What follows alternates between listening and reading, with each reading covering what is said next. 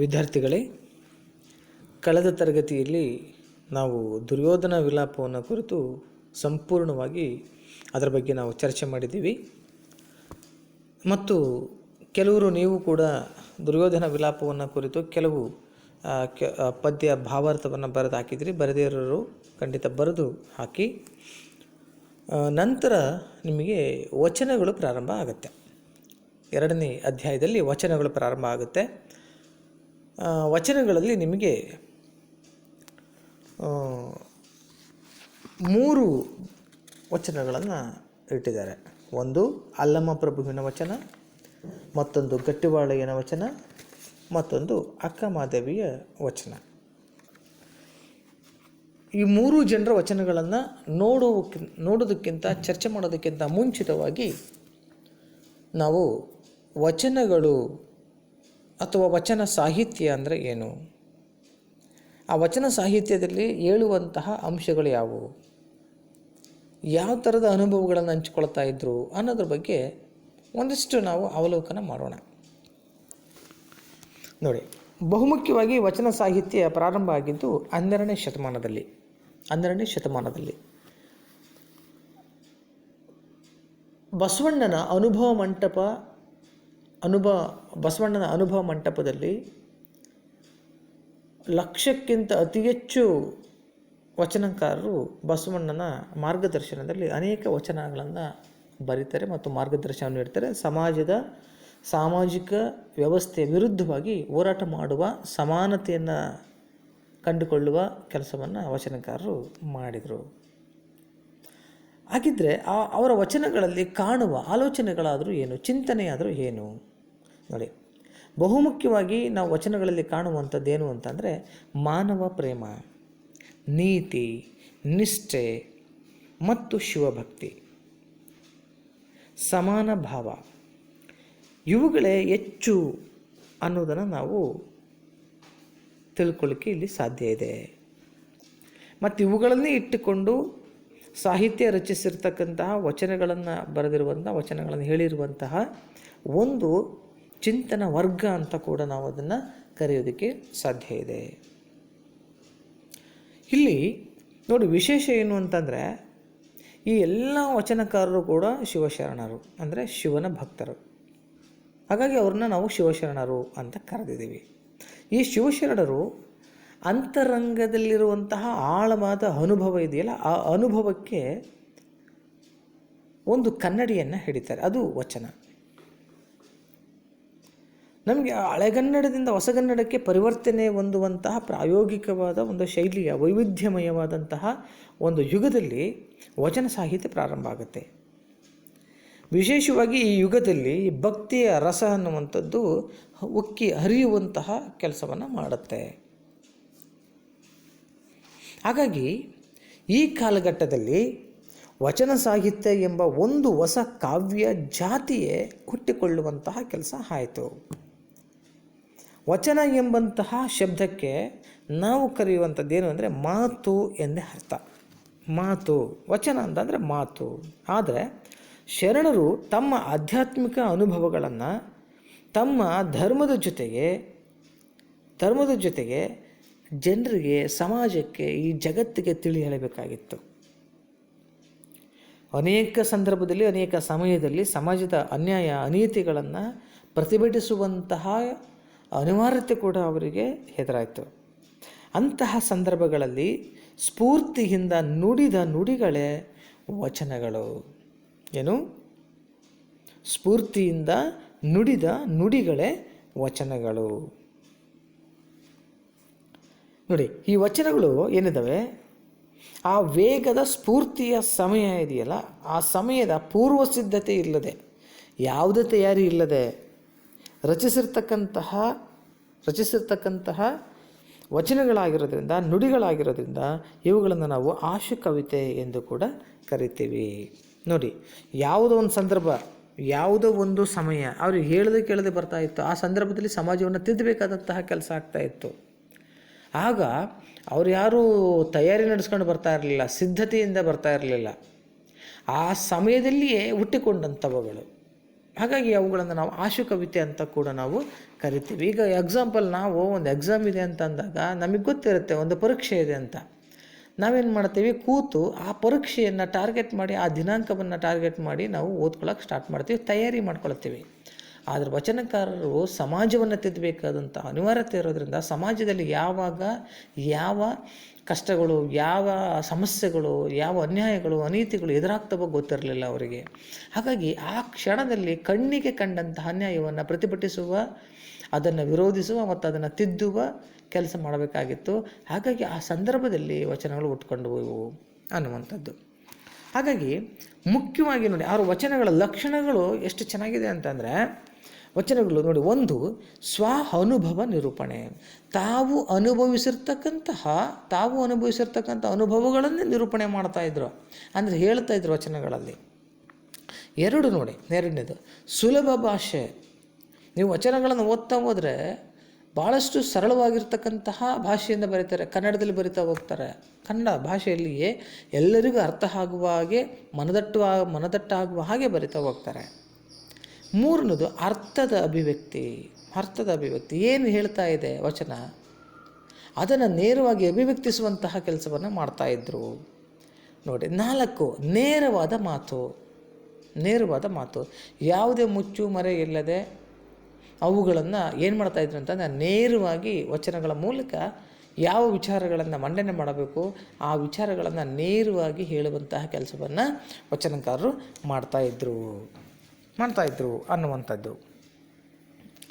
ಹಾಗಾಗಿ ನಾವು ವಚನಕಾರರಲ್ಲಿ ಬಹುಮುಖ್ಯವಾಗಿ ಕಂಡುಕೊಳ್ಳಬೇಕಾದಂತಹ ಅಂಶಗಳೇನು ಅಂತಂದರೆ, ಬಹುಮುಖ್ಯವಾಗಿ ಶಿವಶರಣರಲ್ಲಿ ನೋಡಿ, ಅವರು ಇದನ್ನು ದೊಡ್ಡ ಒಂದು ಥಾಟಾಗಿ ಅದನ್ನು ಹೇಗೆ ಗಮನಿಸ್ಕೊಳ್ತಾರೆ ಮತ್ತು ಅದನ್ನು ಅಳವಡಿಸ್ತಾ ಬರ್ತಾರೆ ವಚನಗಳಲ್ಲಿ ಅನ್ನುವಂಥದ್ದು ನೋಡಿ. ಕುಲಕ್ಕಿಂತ ಶೀಲ ಮುಖ್ಯ ಅಂತ. ಕಾಯಕವೇ ಕೈಲಾಸ. ಇದು ಕಾಯಕವೇ ಕೈಲಾಸ ಅಂದ ತಕ್ಷಣ ನಾವು ಬಸವಣ್ಣನಿಗೆ ಹೋಗ್ತೀವಿ. ಆದರೆ ಬಸವಣ್ಣಕ್ಕಿಂತ ಹಿಂದೆ ಭಾಳಷ್ಟು ಜನ ಕಾಯಕವೇ ಕೈಲಾಸ ಅನ್ನೋದು ಹೇಳಿದ್ದಾರೆ ನೋಡಿ. ಕಾಯಕವೇ ಕೈಲಾಸ ಎಂಬುದು.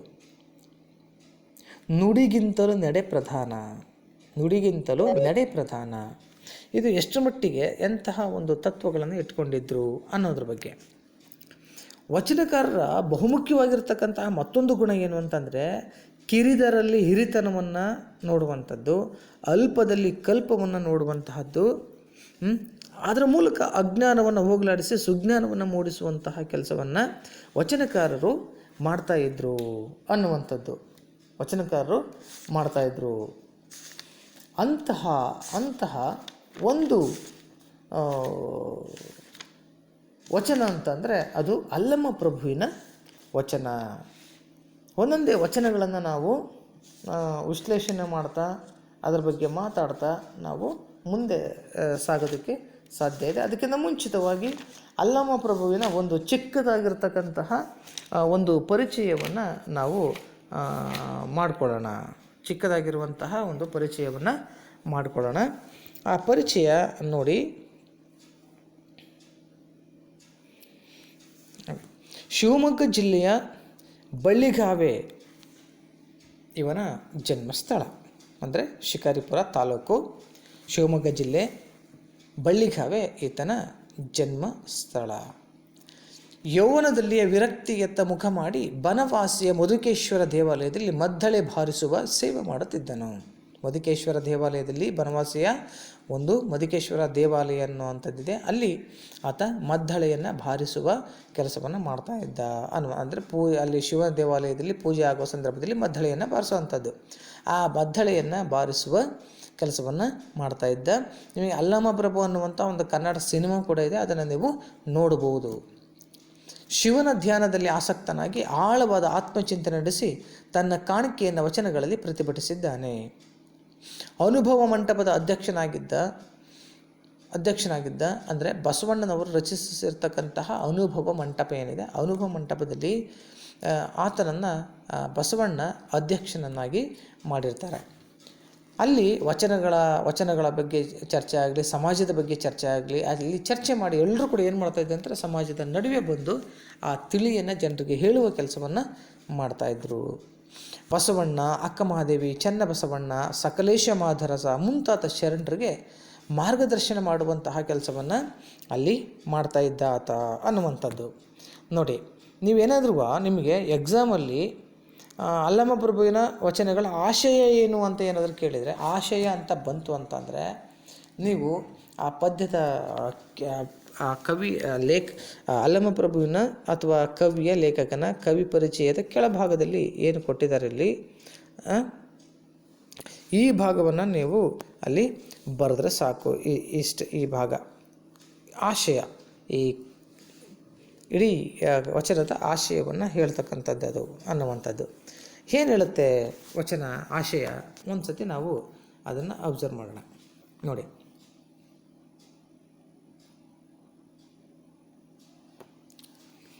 ಅಲ್ಲಮ ಪ್ರಭುವಿನ ವಚನಗಳು ಪ್ರತಿಭಟನಾತ್ಮಕ, ವಿಚಾರಾತ್ಮಕ ಹಾಗೂ ವಿಮರ್ಶಾತ್ಮಕ ಅಂಶಗಳನ್ನೊಳಗೊಂಡ ಸತ್ಯ ಅನ್ವೇಷಣೆಯ ದಿಕ್ಕಿಗೆ ಕೊಂಡೊಯ್ಯುತ್ತವೆ. ನೋಡಿ, ಅಲ್ಲಮ ಪ್ರಭುವಿನ ವಚನಗಳು ಪ್ರತಿಭಟನೆಯನ್ನು ಮಾಡುತ್ತೆ. ಅನ್ಯಾಯವನ್ನು, ಅಕ್ರಮವನ್ನು ಅದು ತಿರಸ್ಕಾರ ಮಾಡುತ್ತೆ. ಅದನ್ನು ನೇರವಾಗಿ ಪ್ರತಿಭಟಿಸುವಂತಹ ಕೆಲಸವನ್ನು ಮಾಡುವಂಥ ವಚನಗಳು ಇದ್ದಾವೆ.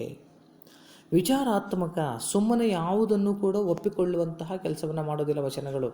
ಅವುಗಳನ್ನು ಕುರಿತು ವಿಚಾರವನ್ನು ಮಾಡ್ತವೆ, ಚಿಂತನೆ ಮಾಡ್ತಾರೆ, ಮಂಥನ ಮಾಡ್ತವೆ. ನಂತರದಲ್ಲಿ ಅದು ಸರಿಯೋ ತಪ್ಪು ಅಂತ ಆಲೋಚನೆ ಮಾಡಿ ನಂತರ ಒಪ್ಪಿಕೊಳ್ಳುವ ಮತ್ತು ತಿರಸ್ಕಾರ ಮಾಡುವ ಆಲೋಚನೆಯನ್ನು ಮಾಡುವಂಥ ವಚನಗಳು.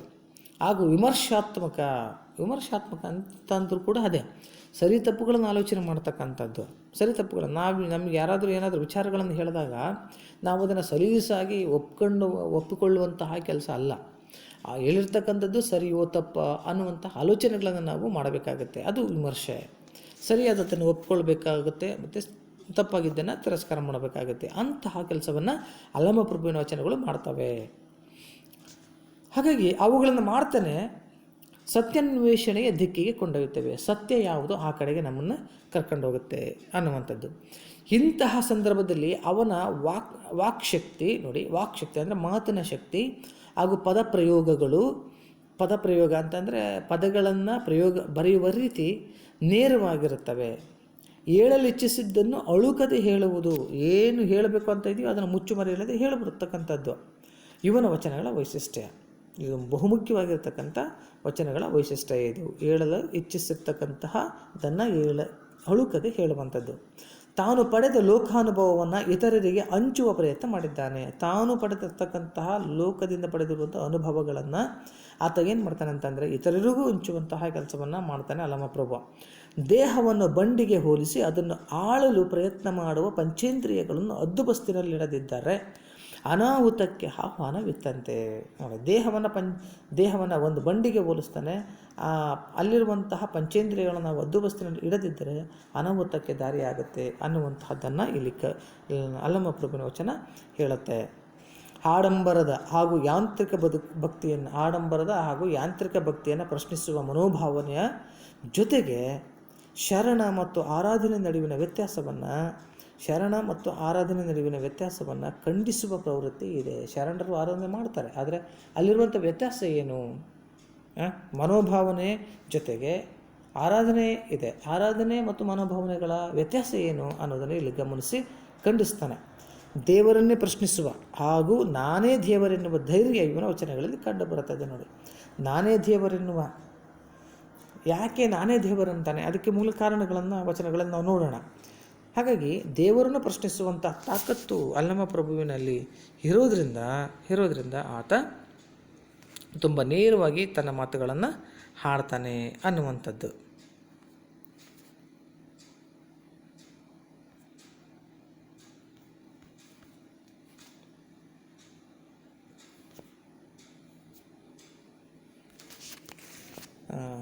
ಒಂದು ಸೆಕೆಂಡ್.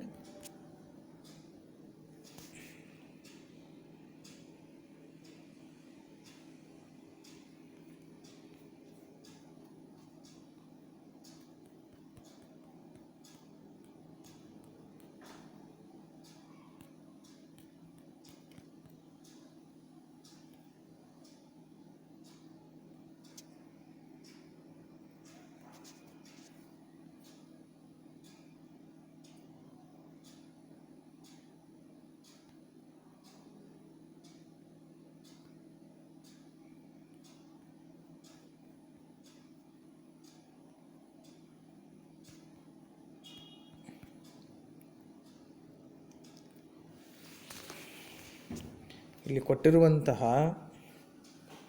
ಅಲ್ಲಮ ಪ್ರಭುವಿನ ವಚನ ತುಂಬ ಸರಳವಾಗಿರುವಂಥದ್ದು ಮತ್ತು ನೇರವಾಗಿ ನಮಗೆ ಅರ್ಥ ಆಗುತ್ತೆ. ಗಮನ ಇಟ್ಟು ನಾವು ಕೇಳಬೇಕು ಅಷ್ಟೇ.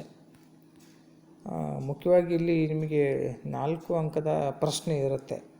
ಆ 4 ಅಂಕದ ಪ್ರಶ್ನೆಯಲ್ಲಿ ಅಲ್ಲಮ ಪ್ರಭುವಿನ ವಚನಗಳ ಆಶಯವನ್ನು ಕುರಿತು ಅವರು ಪ್ರಶ್ನೆಗಳನ್ನು ಕೇಳಬಹುದು. 1 ಅಂಕದ ಒಂದು ಪ್ರಶ್ನೆ, 2 ಅಂಕದ ಒಂದು ಪ್ರಶ್ನೆ, 4 ಅಂಕದ ಒಂದು ಪ್ರಶ್ನೆಯನ್ನು ಇಲ್ಲಿ ನಿಮಗೆ ಕೇಳುವ ಸಾಧ್ಯತೆ ಇರುತ್ತೆ. ಹಾಗಾಗಿ ಕರೆಕ್ಟಾಗಿ ನಾವು ಅದನ್ನು ಗಮನಿಸಬೇಕು.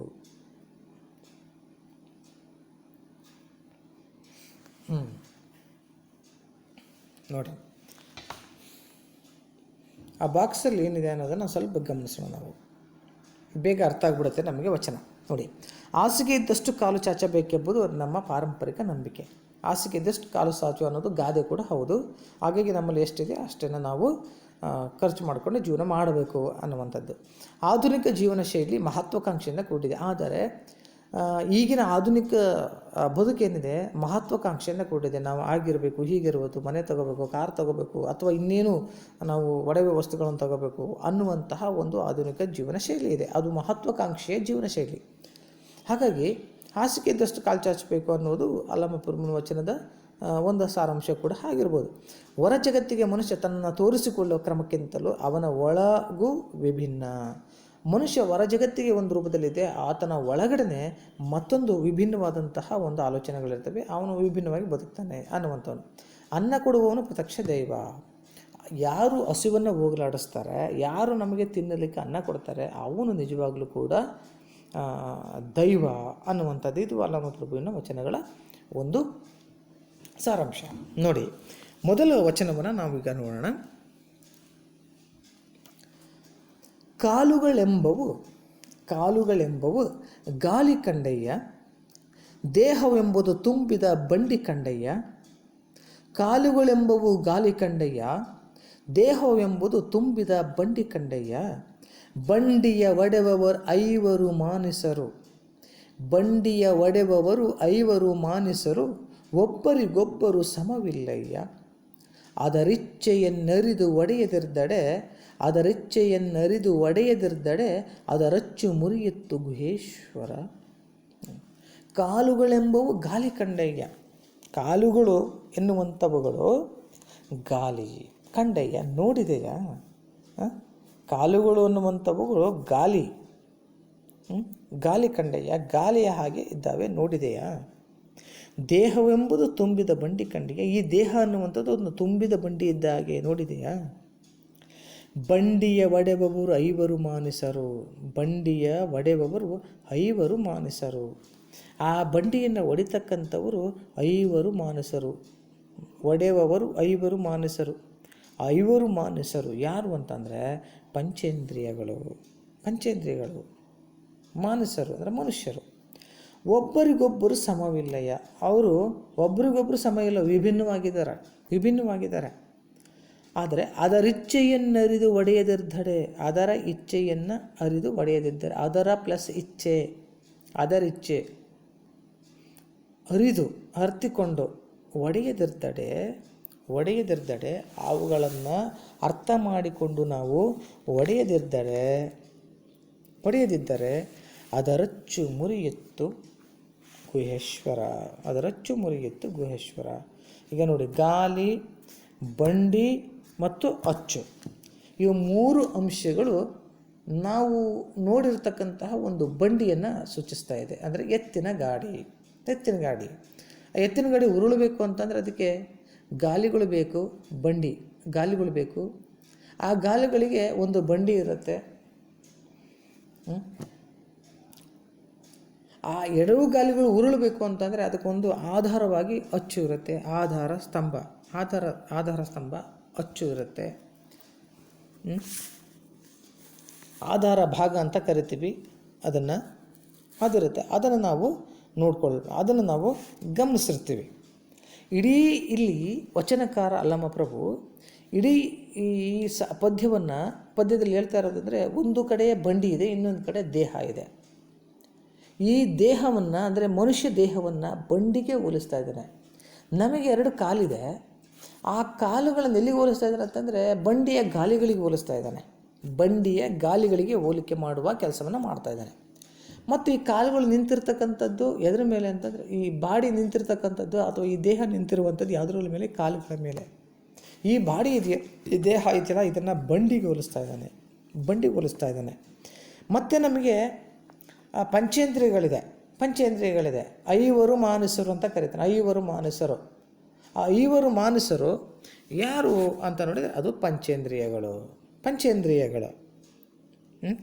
ಕಣ್ಣು, ಕಿವಿ, ಮೂಗು, ನಾಲಿಗೆ, ಇಂತಹ ಪಂಚೇಂದ್ರಿಯಗಳು. ಇವರು 5 ಜನ ಇದ್ದಾರೆ ಅಂತ. ದೇಹಕ್ಕೆ ನಮಗೆ ನಮ್ಮನ್ನು ನಡೆಸುವುದಕ್ಕೆ 5 ಪಂಚೇಂದ್ರಿಯಗಳು ಇದ್ದರೆ, ಅದೇ ಒಂದು ಗಾಡಿಯನ್ನು ನಡೆಸೋದಕ್ಕೆ ಯಾರಿದ್ದಾರೆ ಅಂತಂದರೆ ಬಂಡಿ ಇದೆ, ಗಾಲಿಗಳಿದ್ದಾವೆ. ಗಾಲಿಗಳಿದ್ದರೆ ಬಂಡಿ ನಡೆಯುತ್ತೆ. ಹಾಗೆ ಮನುಷ್ಯನಿಗೆ ಪಂಚೇಂದ್ರಿಯಗಳಿದ್ದರೆ ಅವನು ನಡೀತಾನೆ ಅನ್ನುವಂತಹ ಆಲೋಚನೆಗಳನ್ನು ಇಟ್ಕೊಂಡಿದ್ದಾರೆ. ನಾವು ಅಲ್ಲಿ ಗಾಡಿಯನ್ನು ಹೇಗೆ ಸುರಕ್ಷಿತವಾಗಿ ಇಟ್ಕೊಳ್ತೀವೋ ಹಾಗೆಯೇ ಈ ದೇಹವನ್ನು ಇಟ್ಕೊಳ್ಬೇಕು ಅಂತ. ಆ ದೇಹವನ್ನು ಕಾಪಾಡುವ ಪಂಚೇಂದ್ರಿಯಗಳನ್ನು ಕಾಪಾಡಿಕೊಳ್ಳಬೇಕು ಅನ್ನುವಂಥದ್ದು. ನೋಡಿ, ಕಾಲುಗಳೆಂಬವು ಗಾಲಿ ಕಂಡೆಯ. ಕಾಲುಗಳು ಇದಾವಲ್ಲ, ಅವು ಒಂದು ರೀತಿ ಹೇಗಿದ್ದಾವೆ ಅಂದರೆ ಗಾಲಿಗಳ ಥರ ಇದ್ದಾವೆ. ಅಲ್ಲಿ ಬಂಡಿಗೆ ಗಾಲಿಗಳಿದೆ, ಅವು ಉರುಳುತ್ತೆ. ಇಲ್ಲಿ ಕಾಲುಗಳಿದ್ದಾವೆ ನಮಗೆ ನಡೆಯೋದಕ್ಕೆ, ಈ ದೇಹವನ್ನು ಅದು ನಡೆಸುತ್ತೆ. ಹಾಗಾಗಿ ಈ ಕಾಲುಗಳನ್ನು ಯಾವುದಕ್ಕೆ ಹೋಲಿಸ್ತಾ ಇದ್ದಾನೆ ಅಲ್ಲಮ ಪ್ರಭು ಅಂತಂದರೆ ಗಾಲಿಗಳಿಗೆ ಹೋಲಿಸ್ತಾ ಇದ್ದಾನೆ. ಹಾಗಾಗಿ ಕೇಳ್ತಾ ಇದ್ದಾನೆ ನಾವು, ಕಾಲಿಗಳೆಂಬವು ಗಾಲಿ ಕಂಡೆಯ. ಗಾಲಿ ಅಂತಂದರೆ ಚಕ್ರ ಕಂಡೆಯ ಅಂದರೆ ನೋಡಿದೆಯ. ದೇಹವೆಂಬುದು ನೋಡಿ, ದೇಹವನ್ನುವಂಥದ್ದು ತುಂಬಿದ ಬಂಡಿಗೆ ಸಮಾನವಾದದ್ದು, ತುಂಬಿದ ಬಂಡಿಗೆ ಸಮಾನವಾಗಿರ್ತಕ್ಕಂಥದ್ದು. ಕಂಡೆಯ ನೋಡಿದೆಯ. ಬಂಡಿಯ ಒಡೆಬವರು ನೋಡಿ, ಬಂಡಿಯನ್ನು ಮುನ್ನಡೆಸುವವರು 5 ಮಾನಸರು. ಅವ್ರು ಯಾರು ಅಂತಂದರೆ 5 ಮಾನಸರು ಕಣ್ಣು, ಕಿವಿ, ಮೂಗು, ನಾಲಿಗೆ, ಚರ್ಮ ಎಂಬ ಈ 5 ಜನ ಮನುಷ್ಯರಿದ್ದಾರಲ್ಲ, ಮಾನಸರು ಅಂದರೆ ಮನುಷ್ಯರಿದ್ದಾರಲ್ಲ, ಇವರು ನಮ್ಮ ದೇಹವನ್ನು ನಡೆಸ್ತಾರೆ. ಆ ಬಂಡಿಯನ್ನು ನಡೆಸ್ತಕ್ಕಂಥವು ಯಾವುದು ಅಂದರೆ ಗಾಲಿಗಳು ಆ ಬಂಡಿಯನ್ನು ನಡೆಸಿದರೆ ಈ ದೇಹವೆಂಬ ಬಂಡಿಯನ್ನು ಕಾಲುಗಳು ನಡೆಸ್ತವೆ. ಹಾಗಾಗಿ ಈ ದೇಹವನ್ನು ಬಂಡಿಗೆ ಹೋಲಿಸ್ತಾ ಇದ್ದಾನೆ, ಕಾಲುಗಳನ್ನು ಗಾಲಿಗೆ ಹೋಲಿಸ್ತಾ ಇದ್ದಾನೆ. ಬಂಡಿಯ ಒಡೆಯುವವರು 5 ಮಾನಸರು ನೋಡಿ. ಈ ದೇಹವೆಂಬ ಬಂಡಿಯನ್ನು ಒಡೆಯತಕ್ಕಂಥವ್ರು ಯಾರು ಅಂತ ಅಂದರೆ 5 ಮಾನಸರು. ಅದು ಕಣ್ಣು, ಕಿವಿ, ಮೂಗು, ನಾಲಿಗೆ, ಚರ್ಮ. ಇವರು ಒಬ್ಬರಿಗೊಬ್ಬರು ಸಮವಿಲ್ಲ. ಒಬ್ಬರಂತೆ ಮತ್ತೊಬ್ಬರಿಲ್ಲ ನೋಡಿ. ಕಣ್ಣು ಒಂದು ರೂಪದಲ್ಲಿದೆ, ಮೂಗು ಒಂದು ರೂಪದಲ್ಲಿದೆ, ನಾಲಿಗೆ ಒಂದು ರೂಪದಲ್ಲಿದೆ, ಚರ್ಮ ಒಂದು ರೂಪದಲ್ಲಿದೆ. ಇದರ ರೂಪಗಳು ಬೇರೆ, ಕೆಲಸಗಳೂ ಬೇರೆ.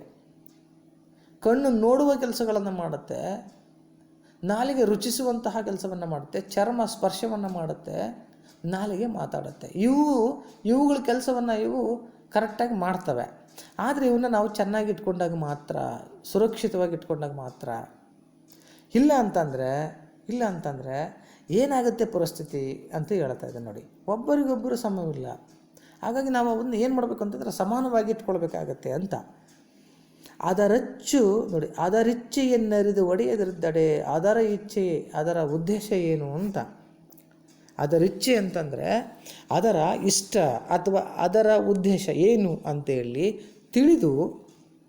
ತಿಳಿದು ನಾವು ಒಡೆಯದಿದ್ದರೆ, ಅದರ ಬಂಡಿಗೆ ಮುನ್ನಡೆಸದಿದ್ದರೆ ಅಥವಾ ಈ ದೇಹವೆಂಬ ಬಂಡಿಯನ್ನು ನಾವು ಅದರ ಇಚ್ಛೆಯನ್ನು ಅರ್ಥ ಮಾಡಿಕೊಂಡು, ಅದರ ಉದ್ದೇಶವನ್ನು, ಅದರ ಇಷ್ಟವನ್ನು ಅರ್ಥ ಮಾಡಿಕೊಂಡು ನಡೆಸದೇ ಹೋದರೆ ಅದರಚ್ಚು ಮುರಿಯಿತ್ತು ಗುಹೇಶ್ವರ. ಅಚ್ಚು ಅಂತಂದರೆ ಆಧಾರ ಭಾಗ. 2 ಗಾಲಿಗಳ ಮಧ್ಯದಲ್ಲಿ ಆ 2 ಗಾಲಿಗಳನ್ನು ಹಿಡಿದಿಟ್ಟುಕೊಂಡಿರ್ತಕ್ಕಂಥ ಒಂದು ಭಾಗ. ಅದನ್ನು ಇಲ್ಲಿ ಅಲ್ಲಮ ಪ್ರಭು ಹೇಳ್ತಾ ಇದ್ದಾನೆ, ಅದರ ಭಾಗ ನೋಡಿ. ಒಂದು ಅಚ್ಚು ಇಲ್ಲ ಅಂತಂದರೆ 2 ಗಾಲಿಗಳು ಸೇರಿಕೊಂಡಿರ್ತಕ್ಕಂಥ ಒಂದು ಬಂಡಿ ನಡೆಯೋದಕ್ಕೆ ಸಾಧ್ಯ ಇಲ್ಲ. ನಡೆಯೋದಕ್ಕೆ ಸಾಧ್ಯ ಇಲ್ಲ. ಹಾಗೆ ಒಂದು ದೇಹ ನಡಿಬೇಕು ಅಂತಂದರೆ, ಒಂದು ದೇಹ ಮುನ್ನಡಿಬೇಕು ಅಂತಂದರೆ ಅದಕ್ಕೆ ಪಂಚೇಂದ್ರಿಯಗಳು ತುಂಬ ಮುಖ್ಯ. ಕಣ್ಣು, ಕಿವಿ, ಮೂಗು, ನಾಲಿಗೆ, ಚರ್ಮ ಇವುಗಳು ಮುಖ್ಯ. ಇವು ಇದ್ದಾಗ ಮಾತ್ರ ಒಂದು ದೇಹ ಬದುಕಲಿಕ್ಕೆ ಸಾಧ್ಯತೆ ಇದೆ, ಸುಖವಾಗಿ ಬದುಕಲಿಕ್ಕೆ ಸಾಧ್ಯತೆ ಇದೆ, ಚೆನ್ನಾಗಿ ಬದುಕಲಿಕ್ಕೆ ಸಾಧ್ಯತೆ ಇದೆ. ಆದರೆ ಅದಿಲ್ಲ ಅಂತಂದರೆ ಈ ದೇಹ, ಈ ಬಂಡಿಯ ಅಚ್ಚು ಮುರಿದಾಗ ಒಂದು ಬಂಡಿ ಹೋಗಲಿಕ್ಕೆ ಹೇಗೆ ಸಾಧ್ಯ ಇಲ್ಲ, ಹಾಗೆ ಪಂಚೇಂದ್ರಿಯಗಳು ಸರಿ ಇಲ್ಲ ಅಂತಂದರೆ ಈ ದೇಹ ಕೂಡ ನಡೆಯೋದಕ್ಕೆ ಸಾಧ್ಯ ಇಲ್ಲ ಅನ್ನುವಂಥದ್ದನ್ನು ಹೇಳ್ತಾ ಇದ್ದಾನೆ ಇಲ್ಲಿ ಅಲ್ಲಮ್ಮ ಪ್ರಭು ಅಲ್ವಾ. ನೋಡಿ, ಒಂದು ಕಡೆ ಅಲ್ಲಮ್ಮ ಪ್ರಭು ಒಂದು ವಚನವನ್ನು ಹೇಳ್ತಾ, ಒಂದು ಮಾತು ಹೇಳ್ತಾನೆ. ಏನು ಅಂದರೆ, ಭ್ರಾಂತಿ ಎಂಬ ತಾಯಿ ತೊಟ್ಟಿಲು ಮುರಿದು ನೇಣು ಅರಿದು ಜೋಗುಳ ನಿಂದಲ್ಲದೆ ಗುಹೇಶ್ವರನೆಂಬ ಲಿಂಗವ ಕಾಣಬಾರದು ಅಂತ ಹೇಳ್ತಾನೆ. ನೋಡಿ, ಅಂದರೆ ವ್ಯಕ್ತಿತ್ವ ವಿಕಸನಕ್ಕೆ ಭ್ರಮೆ ಇದೆಯಲ್ಲ, ಆ ಭ್ರಮೆಯೇ ಅಡ್ಡಗೋಡೆ ಅಂತ. ನಮ್ಮ ವ್ಯಕ್ತಿತ್ವ ವಿಕಸನ ಆಗಬೇಕು ಅಂತಂದರೆ ಭ್ರಮೆಗೆ ಒಳಗಾಗಬಾರ್ದು. ನಾವು ಭ್ರಮೆಗೆ ಒಳಗಾದ್ವಿ ಅಂತಂದರೆ ನಿಜವಾದಂತಹ ಸಾಧನೆಗೆ ನಾವು ಯಾವ ಅರ್ಥವನ್ನು ಕೂಡ ಕೊಡಲಿಕ್ಕೆ ಸಾಧ್ಯ ಇಲ್ಲ.